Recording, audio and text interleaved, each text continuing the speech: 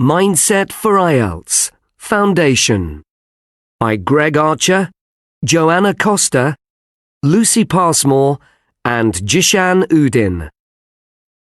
Published by Cambridge University Press and Cambridge English Language Assessment, 2018. This recording is copyright. CD1. Test 1. You'll hear a number of different recordings and you'll have to answer questions on what you hear. There will be time for you to read the instructions and questions, and you'll have a chance to check your work. All the recordings will be played once only. The test is in 4 sections.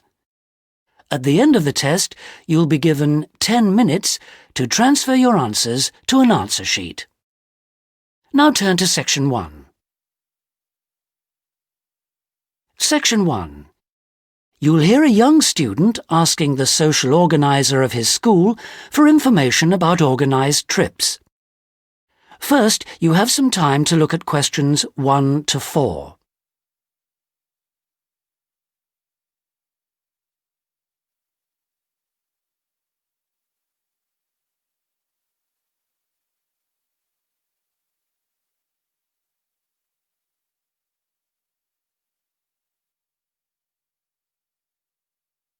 You'll see that there is an example which has been done for you. On this occasion only, the conversation relating to this will be played first. Track 18, Part 1. Good morning. I'm here today to talk about the design and the success of smartphones. They are convenient, and they allow us to keep control of our lives. One important reason why I think smartphones are so successful is because of their simple, clean design.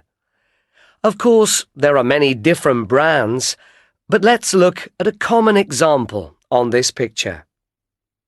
First of all, on the front of the phone, we have the glass touchscreen, also known as the display. It's very easy. You only need to press your finger on this when you want to use an app. Next, on the top right side of the smartphone is the power button. You use this to turn the phone on or off again. At the bottom, there is a USB input. This is where you plug in and charge your phone. You can also connect to a laptop and upload your files and photos from your phone. You will see just above this is the microphone. Whenever you make a call, you speak into this. At the opposite end of the touchscreen, you can see the power bar, which you can look at to check the battery. If the bar is low, you'll need to plug it in and charge it again soon. Around the phone on the outside, keeping all of this in place, is the case, sometimes made from plastic, but now more often made of metal. Many people think that the reason for the case is so that they can have a different design and colour and make it more personal. Actually, every phone needs a good, strong case to protect the phone from breaking.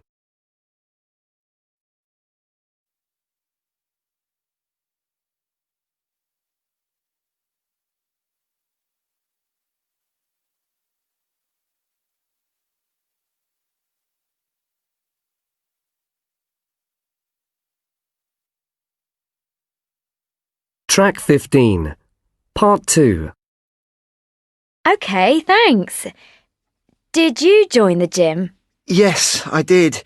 It's got really great equipment, all very modern and new.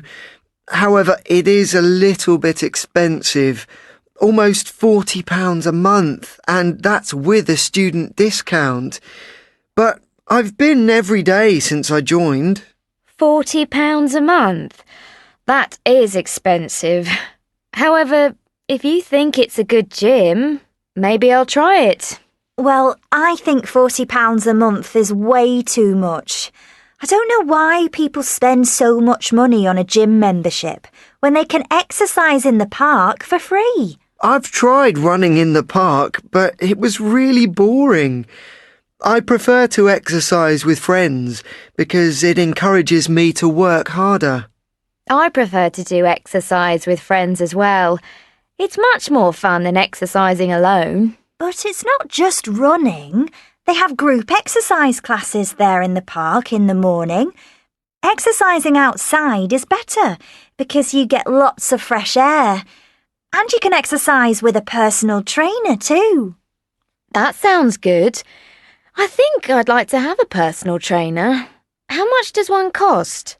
I pay £20 an hour. £20 an hour? Doesn't that work out to be more expensive than joining the gym? It is expensive, but I think it's worth the money. You can find out which type of exercise is best for you, and you can get some really useful advice on diet too. That does sound useful. I need some advice on my diet. It's not great at the moment, and I know that a healthy diet helps you get fit. I can give you the email address of my personal trainer if you want. That's great. Thanks, Samantha. What about the gym? Do you think you'll join it? Yes, I think I'm going to try both. Now turn to part 3, questions 14 to 19. You will hear someone talking on the radio about a language study fair. For each question, fill in the missing information in the numbered space. You now have 20 seconds to look at part 3.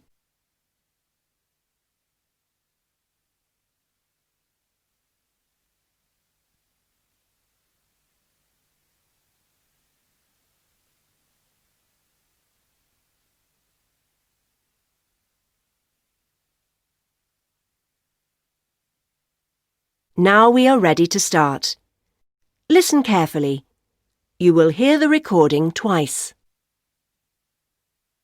If you're studying English, the language study fair that's being held this month will certainly interest you. The show is taking place between the 17th and 19th of March at the National Education Centre. It aims to answer all your questions about self-study. That's studying by yourself, whatever your level. The Language Study Fair provides a perfect opportunity for you to see, compare, and get advice on everything that's available to help you improve the way you study. Over 350 leading producers of educational materials will be present. Come along to this, and you won't waste your money in the future on materials that are out of date or books that you just don't need. We've got lots of different things for you to see and hear. There will be stands showing different types of self-study textbooks and talks by educational speakers on the best ways to study by yourself. You'll be able to see the latest furniture available for people who study at home. We're sure you'll also enjoy watching people using the latest computer programs, which can make studying English alone so much easier. This is your chance to make good decisions about what you buy. You can attend the fair between 9:30 and 5 on Thursday and Friday, and from 9:30 to 4 on Saturday. Tickets cost £5 each, or £3 if you're a full-time student. All tickets can be booked by ringing the ticket hotline. The number is 984 7711. Parking can be really difficult around the National Education Centre. However, an all-day space can be booked for only £2.50 per vehicle. So, we look forward to seeing you there. Now turn to part 4, questions 20 to 25. You will hear a recorded message about an arts festival. For each question, put a tick in the correct box. You now have 45 seconds to look at the questions for Part 2.